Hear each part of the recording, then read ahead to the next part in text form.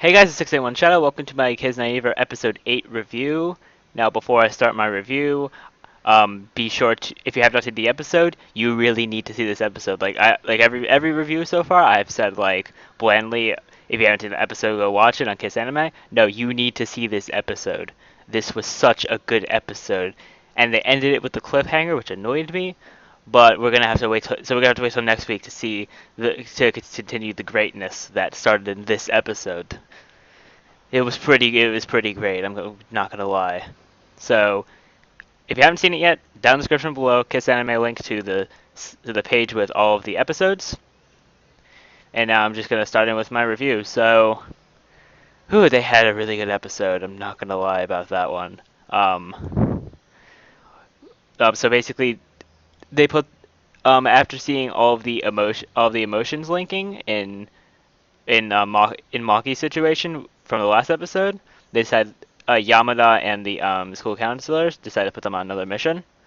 And this mission, they wanted to deal with their like romantic feelings, and they had already like pinpointed out they pinpointed out loves, like people who like have crushes on each other. So they had that Yuta likes Honoka, but Honoka doesn't like anyone because she still has feelings for Ruru, so she doesn't like anyone. Hisomu doesn't have feelings for anyone. And then we have like a massive like love chain.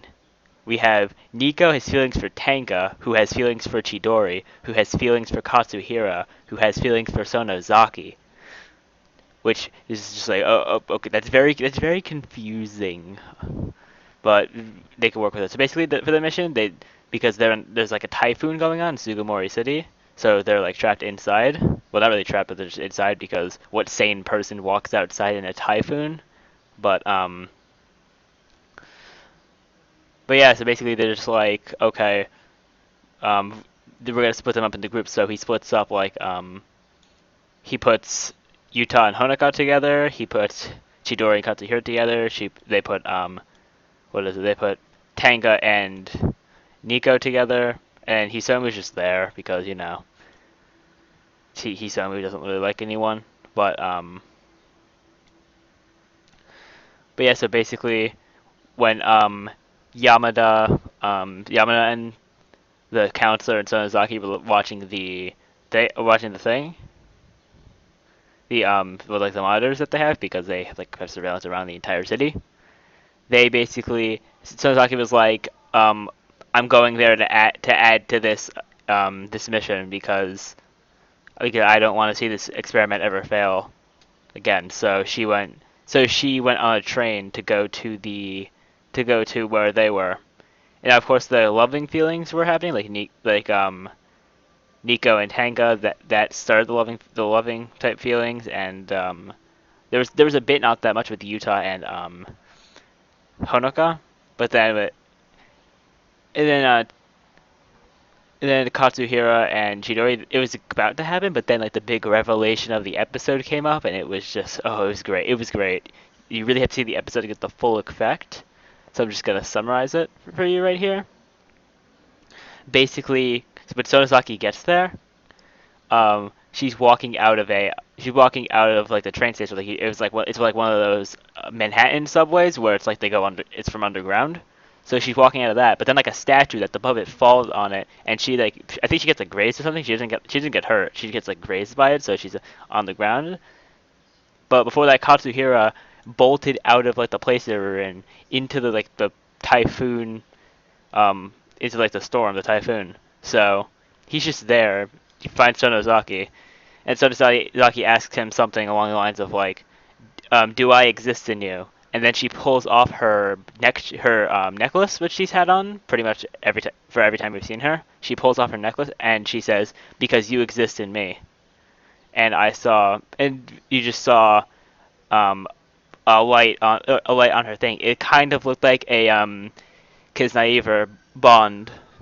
So I'm thinking maybe it's the So actually no. So this confirms the suspicion that well, not suspicion, more like a theory. I never made like an actual video on it, but it's pretty much a theory that Sonozaki was the girl that jumped off of the building in that flashback, maybe. That's what I kind of felt like, but she probably fell in like a safety net or something, so she didn't get hurt. It kind of makes sense though, because they had like all the stuff, and she had because in the girl in the flashback and Sonozaki, they both have that same bond on their thing. And I feel like that's the bond between Katsuhira and Sonozaki, which actually kind of makes sense because both of them don't feel one side of pain because pain has two sides, physical and emotional. Sonozaki doesn't feel emotional, and Katsuhira does not feel physical. So it makes sense that they have an additional bond that we haven't seen until up to now. But yeah, and after that, she said that the episode ended. It was that was the most saddening thing to see, this episode ending. But it's just the stuff we have to deal with in anime. Them ending on a high note on the episode, you're on the edge of your seat. You're on the edge of your seat, and then it just ends the episode. But we'll have to wait till next week to see the episode. But anyways, I loved the episode. Like I said, yeah, last week's episode was the best episode in the series. No, just scratch that completely. I loved this episode. This episode was really, really, really great. And I hope next week will not be a downfall. Studio Trigger's doing really well with this anime. Hopefully it gets a second season. I'm really hoping it gets a second season, and just it doesn't stop at 12 episodes. That would upset me. It really would. Like if they only planned for 12 episodes, but they got popular enough to continue the story. Like if they would stop it at the end of the summer, and then if they for episode 12 because they thought it wouldn't make it that far, like farther than episode 12. But then if it does, it would be interesting to see them like show them expanding the Kisnaiver bond. That would be an interesting thing. They don't actually get out of it, but they add more people to it to continue linking their emotions and such. But anyways, that's gonna be it for this review. I don't want this to turn into a rant. It could really turn into a rant because the episode was so good. It's a good rant, not a bad rant like the Dagashi Kashi rant, but this is really good. This is a good rant. There's good rants and bad rants. This is a good one. But anyways, that's going to be it for this. Oh yeah, I forgot to say the episode name. Let me find it real quick. It was I'm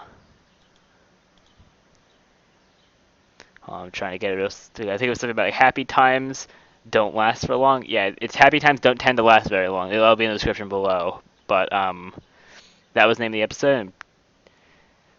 Yeah, I didn't really.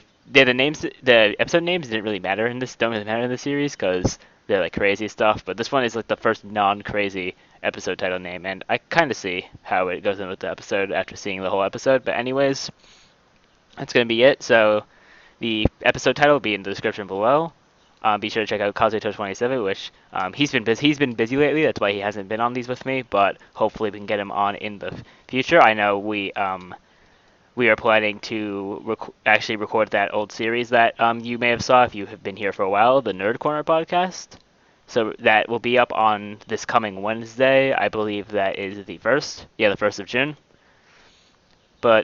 And then the Kiss Anime page will be in the description below, once again, so you guys can see these episodes when they come out, because that's my main way of watching anime. And that is it. Remember to rate, comment, subscribe, and share this video. Watch this episode. It was great. And I'll see you all next time.